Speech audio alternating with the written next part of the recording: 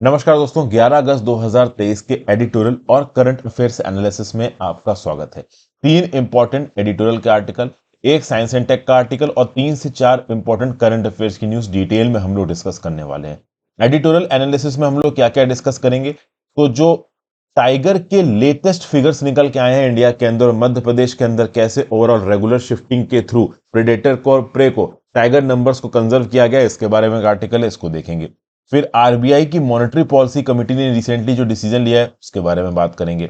उसके साथ साथ इंडिया की जो म्यांमार पॉलिसी है, इसको यहां पे दबे शब्दों में चेतन राणा जी द्वारा क्रिटिसाइज किया जा रहा है। ये क्या बोल रहे हैं और म्यांमार के अंदर इस समय पे क्या हो रहा है, तत्मादाव वर्सेस सिविलियन गवर्नमेंट, इसके बारे में बात की जा रही है। फिर सर्विसेज बिल को लेकर जो झड़प चल रही दिल्ली के अंदर, इसको लेकर एक आर्टिकल, इसको डिस्कस करेंगे। चाइना में जो डिफ्लेशन है, ये डिफ्लेशन कॉज फॉर कंसर्न कैसे है, ना केवल चाइना के लिए, पूरी दुनिया के लिए, इसके एक आर्टिकल है। सेंसिटाइजिंग हेल्थ वर्कर्स को लेके यहाँ पे एक आर्टिकल है। उसके साथ साथ फेडरल फंड हाइक, जिस प्रकार से इंडिया में रेपो रेट होता है ना दोस्तों, जिस रेट पे हमारी आरबीआई हमारे शेड्यूल्ड कॉमर्शियल बैंक को पैसा उधार पे देती है, उसी प्रकार से यूएस के अंदर फेडरल फंड हाइक होता है। इस फेडरल फंड हाइक को हिस्ट्री में बहुत ज्यादा कर दिया गया। हिस्ट्री में one of the highest federal fund hike rate है इस समय पे यूएस में, जो कि इंटरनेशनल इकोनॉमी के लिए अच्छा नहीं है। कैसे अच्छा नहीं, इसके बारे में बात करेंगे। फिर रिसेंटली सुप्रीम कोर्ट में बहस में डीवाई चंद्रचूड़ साहब ने साफ साफ बोल दिया कि जेएनके ने अपनी सोवरेनिटी को इंडिया को कंप्लीटली सरेंडर किया था। इंस्ट्रूमेंट ऑफ एक्सेशन जो साइन हुआ था महाराजा हरि सिंह और जवाहरलाल नेहरू जी के बीच में, उसके बाद जो भी एग्रीमेंट साइन हुए थे, वो एग्रीमेंट साफ साफ ये बताते हैं कि रिस्ट्रिक्शंस होने का मतलब ये नहीं है कि जम्मू एंड कश्मीर वाले अपने हिसाब से जो मन चाहे वो करेंगे। सोवरेनिटी कहीं ना कहीं इंडिया को सरेंडर की गई थी, खासकर कंटेक्चुअल हिसाब से अगर देखा जाए। तो यहाँ पे चंद्रचूड़ साहब क्या बोल रहे हैं, इसको देखेंगे। तो डिटेल में सारे टॉपिक्स में आपके साथ डिस्कस करने की कोशिश करूंगा। पीडीएफ ऑलरेडी आपको टेलीग्राम ग्रुप पे अपलोड हो चुकी है, टेलीग्राम ग्रुप डाउनलोड कर लीजिए। यूट्यूब पे वीडियो देख रहे हैं, डिस्क्रिप्शन बॉक्स में टेलीग्राम का लिंक दिया हुआ है। उसके साथ साथ दोस्तों, मेरी वेबसाइट www.harshitdwedi.com पे और मेरी ऐप हर्षित द्विवेदी एजुकेशन के स्टडी मटेरियल सेक्शन में, ये पर्टिकुलर ऐप आपको एंड्रॉइड आईओएस दोनों पे मिलेगी। ये पीडीएफ मिल जाएगी, पीडीएफ डाउनलोड कर लीजिए। ज्यादा से ज्यादा लोग सबसे लेक्चर शेयर करें, चाहे तो इंस्टाग्राम पे फॉलो भी कर सकते हैं। और ओवरऑल अगर दोस्तों सही लगे तो आप मेरा मेंटरशिप प्रोग्राम 2024 का ज्वाइन कर सकते हैं। नवंबर 2024 तक इसकी वैलिडिटी है। बहुत डिटेल में प्रीलिम्स और मेंस आपके साथ कवर किया जाएगा। यहाँ पे टॉपिक्स, अलग अलग इनिशिएटिव्स यहाँ पे लॉन्च किए जा रहे हैं। आप चाहें तो इस प्रोग्राम को चेकआउट कर सकते हैं। हजारों की तादाद में वीडियोस, पीडीएफ्स आपकी पढ़ाई से रिलेटेड मिलेंगी। चलिए आज की पहली news. The latest decision by RBI's Monetary Policy Committee to leave its policy rate unchanged in a calculated risk taken by rate setting panel, especially when viewed in light of the upward revision of its inflation forecast. क्या हुआ यहाँ पे, समय समय पे मतलब हर 2 महीने पे मॉनेटरी पॉलिसी कमेटी मिलती है और अपने इन्फ्लेशन का फोरकास्ट देती है कि हाँ भाई महंगाई को बढ़ाना है या महंगाई को यहाँ पे कम करना है।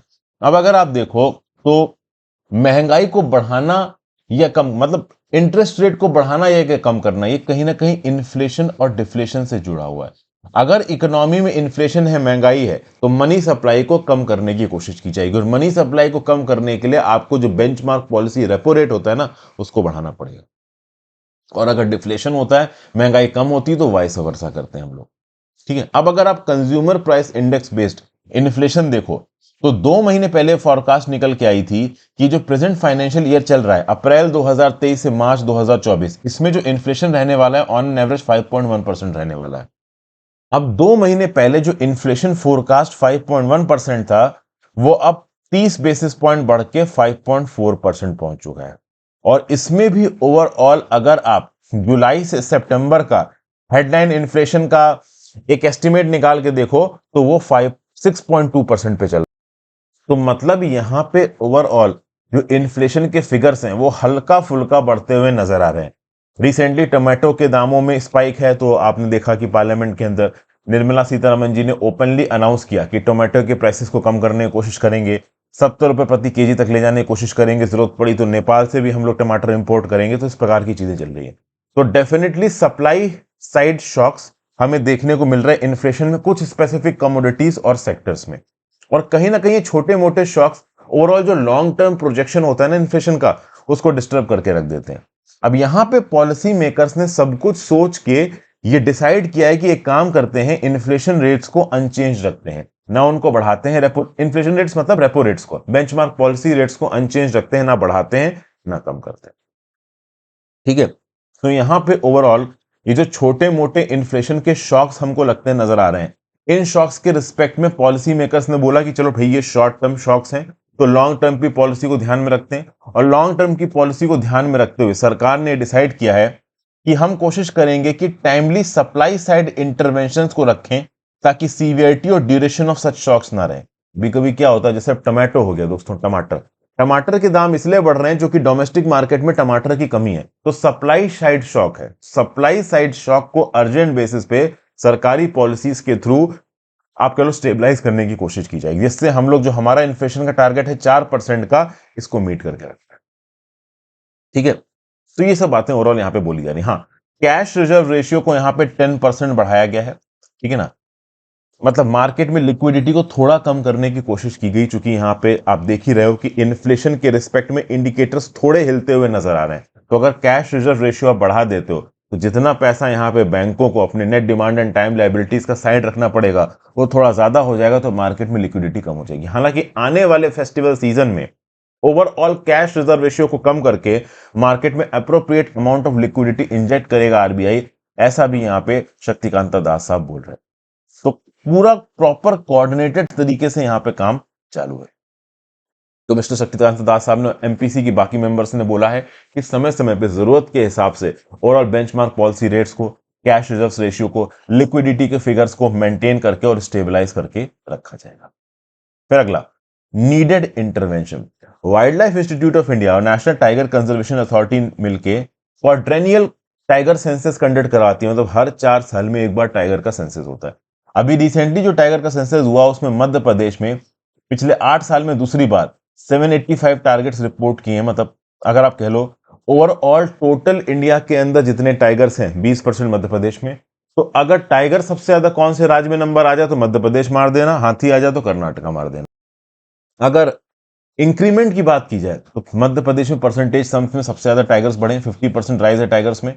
इससे ज्यादा राइज परसेंटेज टर्म्स में केवल बिहार में, बट बिहार में एक्चुअल नंबर ऑफ जो टाइगर्स हैं वो मध्य प्रदेश के 10% से भी कम है।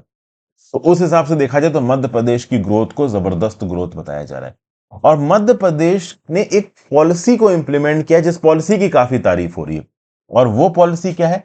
Actively moving both tigers as well as their prey within the state to balance predator and prey population.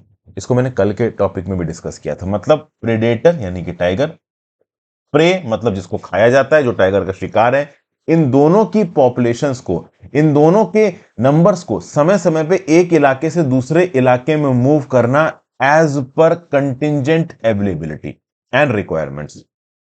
जैसे कि पिछले 2 डिकेड्स में मध्य प्रदेश ने लगातार बारहसिंगा स्वयं डियर की जो स्पेशी है उसको सतपुड़ा और बांधवगढ़ टाइगर रिजर्व में इंट्रोड्यूस किया है।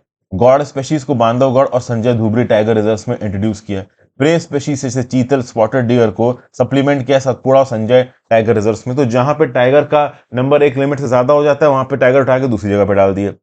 जहां पे स्वयं डियर का नंबर एक लिमिट से ज्यादा हो गया, रिलोकेट कर दिया। जहां पे कम हो गया वहां पे थोड़ा एक्स्ट्रा डाल दिया, जहां पे ज्यादा हो गया वहां से थोड़ा एक्स्ट्रा निकाल लिए। तो इसमें होता क्या है, इसमें प्रॉपर तरीके से ट्रैकिंग, डार्टिंग, एनिमल्स को कैप्चर करना, उनको इनक्लोजर्स में तब तक रहना जब तक उनके नंबर्स एक सस्टेनेबल अमाउंट में ना हो जाए, और उसके बाद उनको एनवायरनमेंट में रिलीज करना। यहाँ पे इकोलॉजी की प्रिंसिपल्स को प्रॉपर तरीके से फॉलो करना पड़ेगा, ताकि आप किसी ऐसे इकोलॉजी और एनवायरनमेंट में उस एनिमल को इंट्रोड्यूस ना करो जो कि उस पर्टिकुलर इकोलॉजी और एनवायरनमेंट से बहुत ज्यादा एलियन हो।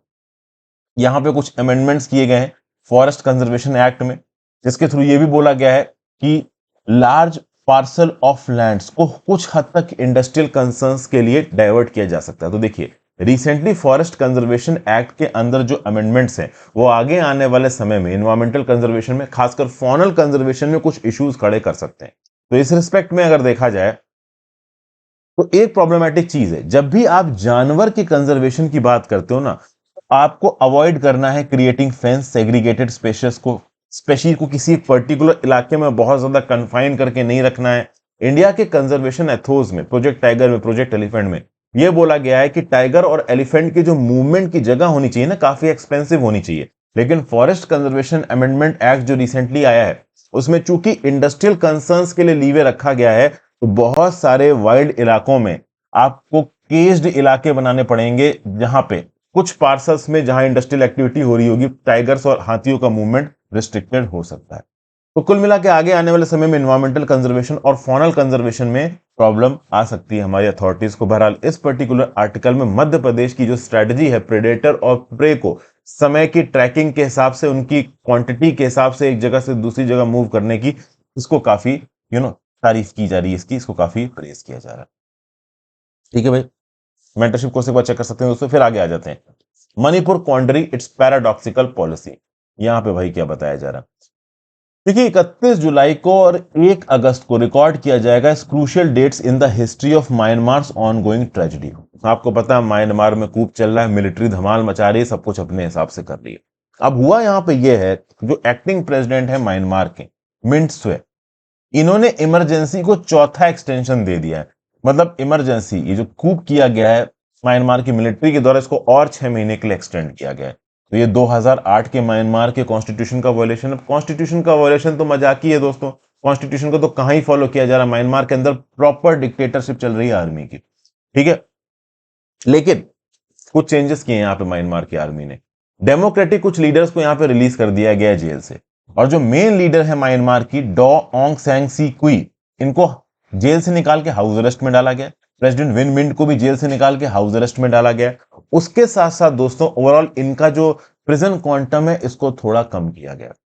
अब कहीं से भी ये जो स्टेप्स हैं वो डेमोक्रेटिक और पीसफुल म्यांमार का कोई भी टिंज नहीं दिखाते। लेकिन आपको समझना दोस्तों यहां पे ये पड़ेगा कि एक्चुअली में म्यांमार की मिलिट्री तत्वाधा करने की कोशिश क्या कर रही है, what is it is trying to achieve. देखिए, अगर आप इमरजेंसी को एक्सटेंड करते हो तो जो इलेक्शंस प्रपोज किए जा रहे हैं वो डिले होते हैं।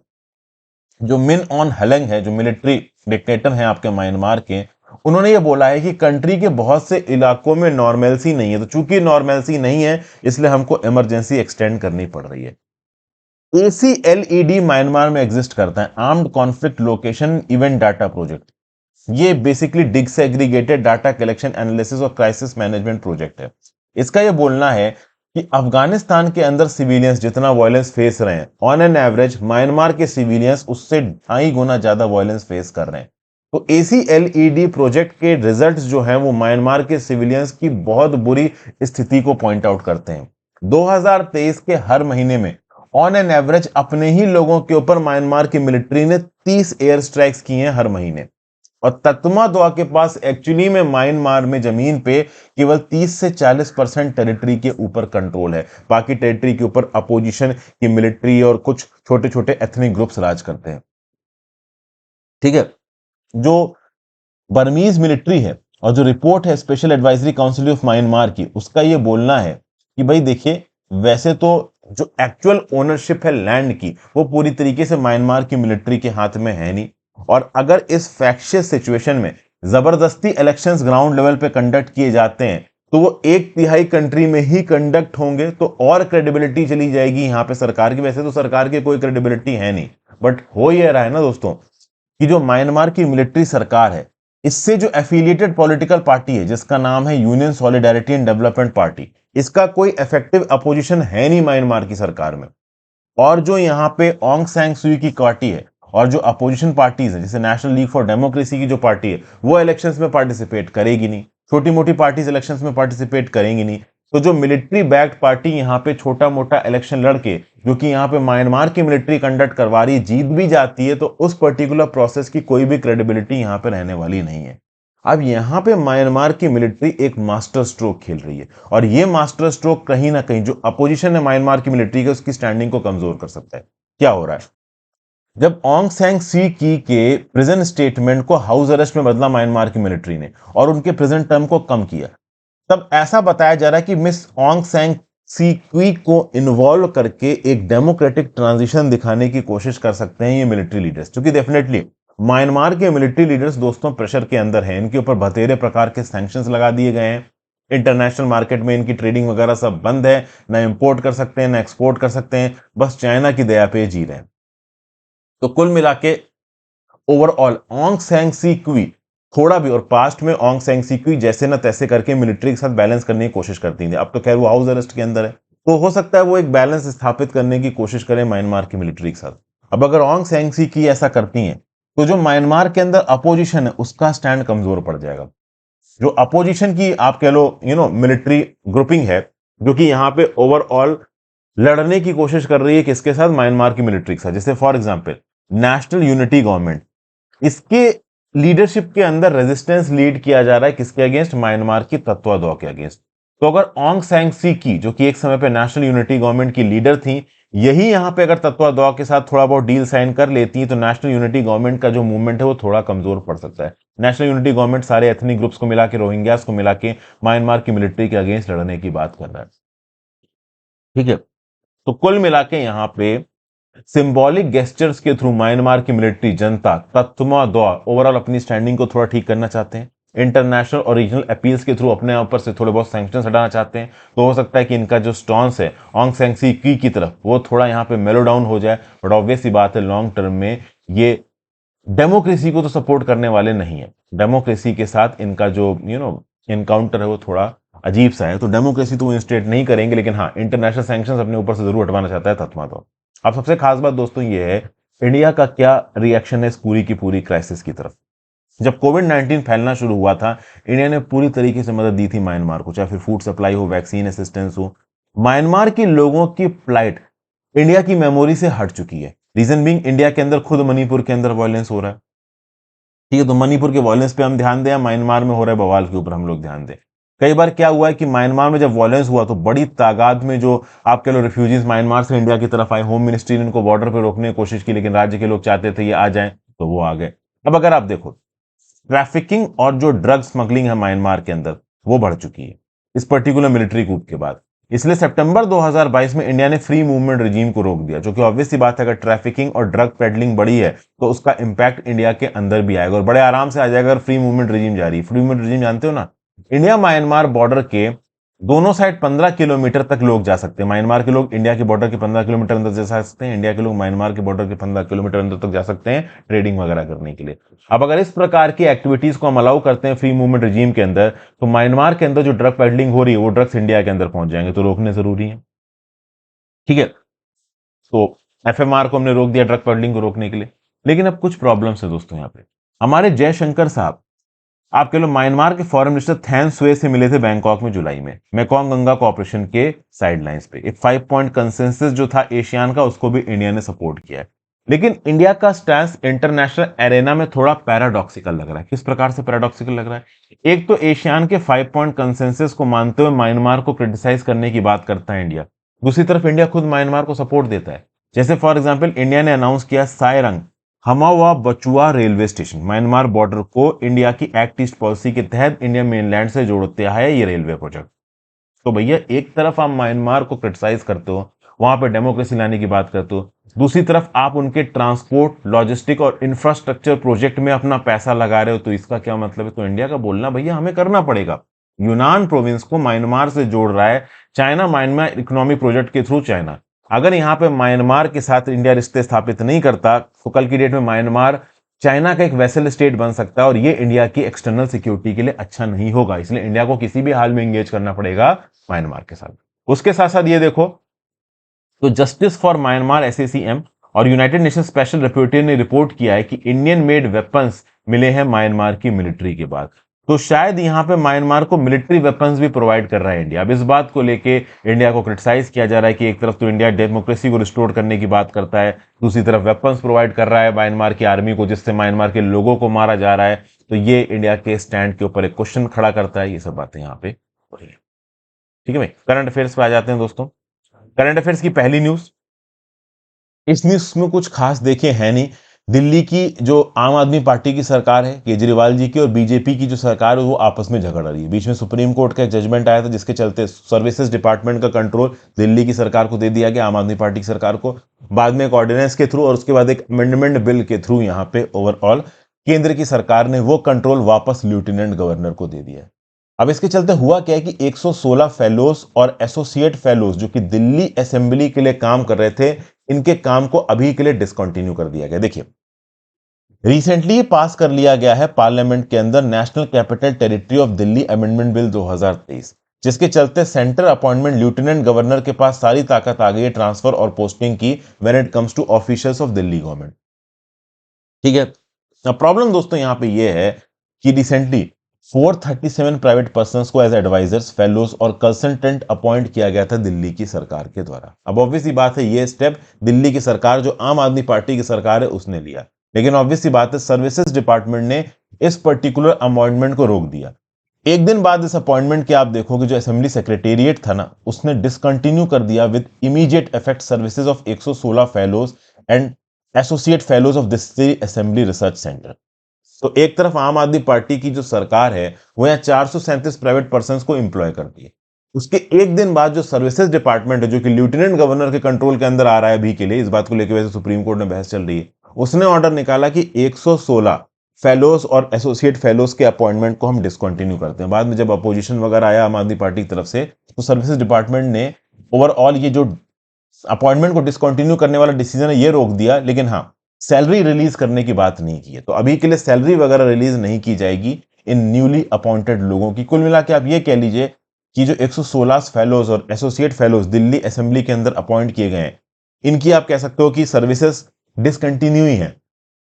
जिन दिन इनको अपॉइंट किया गया उसके जस्ट एक दिन बाद इनके अपॉइंटमेंट को डिसकंटिन्यू कर दिया गया, फिर अपॉइंटमेंट की डिसकंटिन्यूशन को थोड़ा रोका गया, लेकिन अभी के लिए सर्विसेज रोक दी गई, मतलब इनकी सैलरीज रोक दी गई। तो कुल मिला के इन फेलोज के अपॉइंटमेंट को लेकर दिल्ली की सरकार और केंद्र की सरकार के बीच में बहस जारी है, और अभी के लिए ताकत केंद्र की सरकार में आ गई है, चूंकि national capital territory of Delhi amendment bill 2023 यहां पे पास हो चुका है। आगे आने वाले सुप्रीम कोर्ट कुछ चेंजेस कर देता है तो एक अलग बात है। फिर next article, sensitising health workers to transgender women gay man.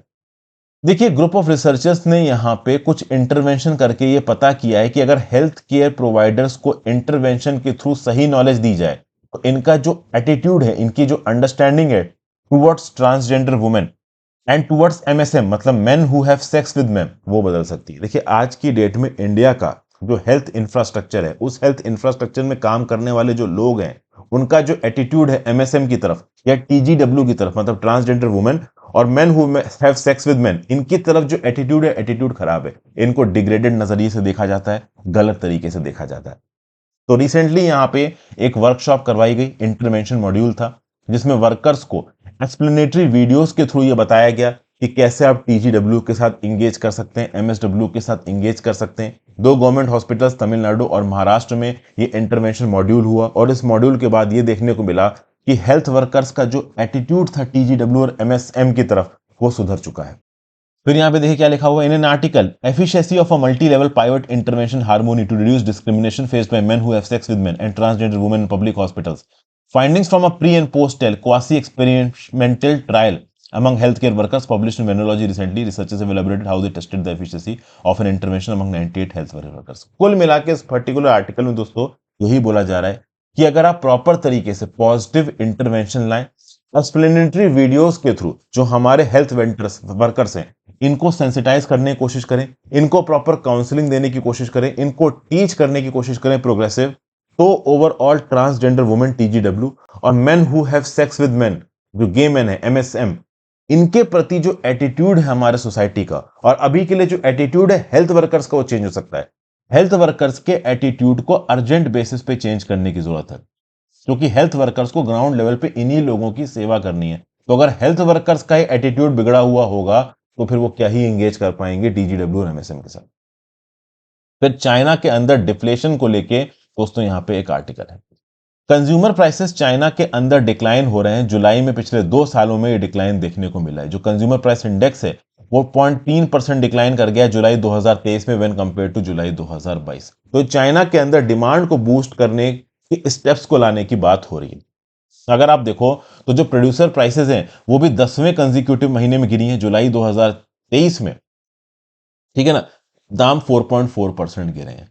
तो कुल मिला के एक तरफ दुनिया में आप ये ट्रेंड देख रहे हो कि अलग अलग इकोनॉमीज में जो इन्फ्लेशन है, जो महंगाई है, बढ़ रही है, वहीं दूसरी तरफ चाइना में डिफ्लेशन देखने को मिल रहा है, महंगाई घट रही है। डिफ्लेशन एक ऐसा टर्म है that is used these days to refer to a general fall in prices of goods and services. एक इकोनॉमी में जब गुड्स एंड सर्विसेज की प्राइसेस में जनरल फॉल होता है, इसको आप डिफ्लेशन बोलते हो। डेफिनेशन क्या है डिफ्लेशन की? देखिए, बट इन्फ्लेशन होता है राइज इन प्राइसेस, डिफ्लेशन होता है फॉल इन प्राइसेस। ठीक है ना। अगर आप यहां पे राइज इन प्राइसेस करते हो तो मतलब इन्फ्लेशन हो रहा है, फॉल इन प्राइसेस करते हो तो डिफ्लेशन हो रहा है। तो चाइना के अंदर ये डिफ्लेशन देखने को मिल रहा है। अब चाइना का डिफ्लेशन हो क्यों रहा है, इसको समझने की यहां पे जरूरत है। डिफ्लेशन कई बार इस वजह से होता है कि भाई जो डिमांड है गुड्स की वो कम हो रही है। ओके, जो सर्विसेज की डिमांड है वो कम हो रही है। तो अगर गुड्स और सर्विसेज की डिमांड एक पर्टिकुलर इकोनॉमी में कम हो रही है तो ऑब्वियस सी बात है उनकी सप्लाई भी कम हो जाएगी, तो जो इकोनॉमिक एक्टिविटी है वो कम हो जाएगी, तो आपको डिफ्लेशन देखने को मिलेगा, इकोनॉमिक ग्रोथ आपको गिरती हुई देखने को मिलेगी। अब समझिए, बहुत सारे लोग ये बोलते हैं कि भाई ओवरऑल जो डिफ्लेशन है ना वो कंज्यूमर सेंटिमेंट को इंपैक्ट करता है। अगर डिफ्लेशन है तो लोग खरीदेंगे कम। लेकिन बहुत सारे एक्सपर्ट्स का ये बोलना है कि कंज्यूमर एक्टिविटी की वजह से तो इन्फ्लेशन डिफ्लेशन होता है। अगर वो ज्यादा खरीद रहे हैं तो इन्फ्लेशन हो जाएगा, अगर वो कम खरीद रहे हैं तो डिफ्लेशन हो जाएगा। तो ये दोनों चीजें एक दूसरे के साथ क्लियरली अटैच्ड है। समझ गए। चाइना की बात की जाए तो चाइना के अंदर इकोनॉमी में सरकार का इंटरवेंशन बहुत ज्यादा है। चाइना की सेंट्रल बैंक यहां पे नेसेसरी स्टेप्स लेने की कोशिश भी कर रही होगी, बड़े स्केल पे इकोनॉमी में पैसा भी इंजेक्ट कर रही होगी। जी हाँ, दुनिया भर की जो आप कह लो सरकारें हैं वो अपने बेंचमार्क पॉलिसी रेट को बढ़ा रही हैं। जैसे कि इसके बाद ही एक आर्टिकल है फेडरल फंड रेट, जहां पे हम लोग देखेंगे कि ओवरऑल यूएस की जो फेडरल रिजर्व है उसने अपने इंटरेस्ट रेट बढ़ा रखे हैं, लेकिन चाइना अपना इंटरेस्ट रेट कम कर रहा है, क्योंकि चाइना के अंदर डिफ्लेशन है तो वो अपनी इकोनॉमिक एक्टिविटी को बढ़ाने की कोशिश कर रहा है। कई बार डिफ्लेशन की वजह यह भी होती है दोस्तों कि जो सप्लाई होती है गुड्स एंड सर्विसेज की वो बहुत ज्यादा होती है। क्या आलू है, अभी आलू की मार्केट में रिक्वायरमेंट 100 किलो की है लेकिन पहुंच गया 250 किलो, तो एक्सेसिव अमाउंट ऑफ आलू प्रेजेंट है, तो आलू के दाम ऑटोमेटिकली गिर जाएंगे। तो कभी कभी ओवरऑल डिफ्लेशन की वजह सिर्फ ये नहीं होती है कि ओवरऑल डिमांड गुड्स और सर्विसेज की कम है, ये भी हो जाती है कि सप्लाई कुछ ज्यादा हो गई है, डिमांड उतनी पहले जितनी है। तो यहां पे भी एक बैलेंस स्थापित करने की जरूरत है। और ये बात हमको पता है कि कहीं ना कहीं चाइना के अंदर जो सरकार का इंटरवेंशन इकोनॉमी में वो बहुत अनरीजनेबली ज्यादा है। ठीक है। कई बार पीपल रिपब्लिक ऑफ जो चाइना है, पीपल बैंक ऑफ चाइना है, चाइना की सेंट्रल बैंक, वो लगातार इंटरेस्ट रेट को कम रखता है डिमांड को बूस्ट करने के लिए। इस इंटरेस्ट रेट को कम करने के चलते इकोनॉमिक एक्टिविटी ज्यादा हो जाती है। जो आप कह लो इंटरप्राइजेस हैं, प्राइवेट कॉर्पोरेशन से चाइना की जरूरत से ज्यादा मैन्युफैक्चरिंग कर देते हैं, सामान की सप्लाई ज्यादा बढ़ जाती है, उतनी रिक्वायरमेंट है नहीं, और एक्सपोर्ट मार्केट इस समय पर ढीला पड़ा है, चाइना ज्यादा एक्सपोर्ट कर नहीं पा रहा है। तो ये सब चीजें यहाँ पे चल रही हैं। यहाँ पे प्रॉपर स्टडी करने की जरूरत है चाइना की मनी सप्लाई की, मॉनेटरी ट्रांसमिशन की, तब जाके हम डेफिनेट कंक्लूजन जान पाएंगे कि एक्चुअली में चाइना में डिफ्लेशन हो क्यों रहा है। क्योंकि हम ये नहीं कह सकते कि चाइना में डिफ्लेशन इस वजह से हो रहा है क्योंकि वहां पे कंज्यूमर की डिमांड गिर गई है गुड्स एंड सर्विसेज की, हो सकता है सप्लाई कुछ ज्यादा ही बढ़ गई हो। तो ये सारे पॉइंट ओवरऑल यहाँ पे बताए जा रहे हैं। एक्चुअली में आश्चर्यचकित दुनिया भर के लोग इसलिए हैं क्योंकि दुनिया भर की इकोनॉमीज में, इंडिया की बात कर लो, यूएस की बात कर लो, यूरोप की बात कर लो, इन्फ्लेशन बढ़ रहा है, महंगाई बढ़ रही है। लेकिन चाइना में उल्टा हो रहा है, वहां पे महंगाई घट रही है। तो सबको डाउट ये है कि लोगों की डिमांड तो कम नहीं हुई है, शायद सप्लाई वहां पे चाइना में चीजों की बढ़ गई होगी, जिसके चलते ओवरऑल यहां पे इन्फ्लेशन घटना नजर आ रहा है। फिर भाई यहां पे फेडरल फंड हाइक रेट देखिए क्या है। ओपन मार्केट कमेटी की मीटिंग हुई, फेडरल ओपन मार्केट कमेटी की 26 जुलाई 2023 को, और फेडरल फंड रेट को बढ़ाने की बात की गई है। और कितना कर दिया गया, 25 बेसिस पॉइंट बढ़ा के 5.25 से 5.5% की रेंज में कर दिया गया। पिछले 21 साल में सबसे ज्यादा है इस लेवल का फेडरल फंड रेट, पिछले 21 सालों में देखने को नहीं मिला है, 2001 से लेके अब तक देखने को नहीं मिला है। ये किया क्यों है अमेरिका की सरकार ने, अमेरिका की सरकार का बोलना है कि वो इन्फ्लेशन को 2% पे लेके जाना चाहते हैं, और ये करके इंप्लॉयमेंट फिगर्स पे कोई भी इंपैक्ट नहीं आया, ऐसा भी उनकी सरकार क्लेम कर रही है। लेकिन अब समझिए दोस्तों, कहीं ना कहीं ये चीजें प्रॉब्लमैटिक हैं। आज की डेट में जो रेट 5.25% से 5.5% था ना, ग्लोबल फाइनेंशियल क्राइसिस जब आई थी 2008 में, उसके बाद 2015 में यही रेट 0% था। जब पैंडेमिक आया था दुनिया में तो यही रेट 0.05% था। देखिए अमेरिका की इकोनॉमी इतनी ज्यादा बड़ी है, उनका यूएस डॉलर इतना ज्यादा इंटरनेशनलाइज्ड है कि दुनिया भर की इकोनॉमी से अमेरिका की इकोनॉमी जुड़ी है। क्या होता है कि दुनिया भर में जो पैसों की रिक्वायरमेंट है ना, वो कहीं ना कहीं डॉलर से फुलफिल होती है। यहां पे पर्टिकुलर फिगर दिया हुआ है, जो यूएस का आउटस्टैंडिंग डॉलर डेब्ट है, मतलब जितना पैसा यूएस डॉलर बाहर के मार्केट्स में घूम रहा है, लगभग 13 ट्रिलियन डॉलर का। समझिए यूएस फेडरल रिजर्व अपने बॉन्ड बेच रहा है, ठीक है ना। अब यूएस फेडरल रिजर्व यहां पे 5.5% रेट पे अपना पैसा बांट रहा है। जब यूएस फेडरल रिजर्व 0% पे या 0.05% पे पैसा बांट रहा था उधार, तो बहुत सारे लोग डॉलर लेके निकल गए। वो सारा डॉलर यूएस की डोमेस्टिक इकोनॉमी में खर्च नहीं हुआ, बहुत सारा यूएस के बाहर चला गया। तो जो 13 ट्रिलियन डॉलर के आउटस्टैंडिंग डॉलर डेब्ट था उसमें 5.14 ट्रिलियन डॉलर तो नॉन फाइनेंशियल कॉर्पोरेशंस का था, जो कि यूएस में पैसा नहीं लगा रहे थे, इमर्जिंग मार्केट्स और डेवलपिंग इकोनॉमीज में पैसा लगा रहे थे। जी हां दोस्तों, यूएस के फेडरल रिजर्व से जो भी पैसा उठाया गया वो सिर्फ यूएस के अंदर इन्वेस्ट नहीं हुआ, पूरी दुनिया के अंदर इन्वेस्ट किया।